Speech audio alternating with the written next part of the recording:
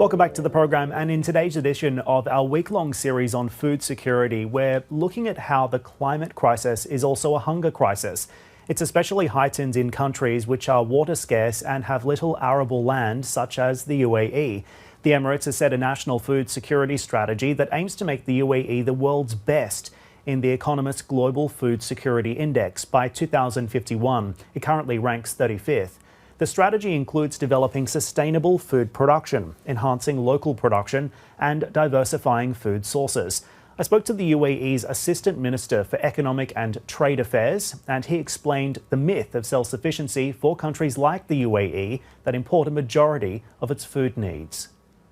I wouldn't focus on self-sufficiency in the region because as a concept, and even as something that was turned into programs or self-sufficiency policies, so on and so forth, you wouldn't really see any clearly successful example of that happening. So any country that would get into self-sufficiency, they would do it for some time, and then they would realize it's either too costly or they can't sustain it in the long term, and they would just go ahead and try to balance things out between imports and food production. So here in the UAE, we do understand that food imports will always be a significant component of our food security strategy. But at the same time, we are looking into what can we produce without necessarily having to pay so much doing so.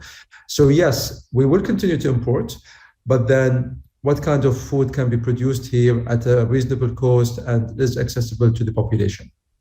So what steps did the UAE take through these twin crises of COVID-19 and now more recently Russia's invasion of Ukraine and the impact that this has had on food supply systems to protect its own food security? The main thing that we have done during the COVID-19 pandemic is establish what is termed or coined as a food corridor between ourselves and different countries around the globe. And from each of those countries, they needed certain things during the COVID-19 pandemic. And I think this was one of the classic examples of barter trade. You would trade certain things that they need from you, and they would send you food commodities that you need to import into the United Arab Emirates.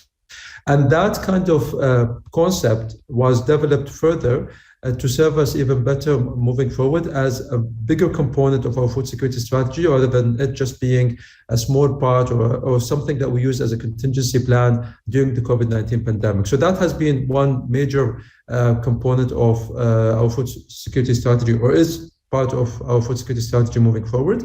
Number two is diversifying our sources of food imports. So making sure that, yes, we do import our food, but can we make sure that we import our food from as many countries as possible, just to make sure that if for whatever reason one source cannot supply us with the food that we need, we can definitely get it elsewhere. Number three is the focus on agri-tech and seeing how can certain food commodities be produced at a low cost or allow us to produce them efficiently, effectively, and at the same time, it's not more expensive than if we have imported that food commodity from elsewhere. How concerned are you by the food security situation in the region today? I would like to say, and this is my personal opinion, that food security will always be a matter of concern in the region.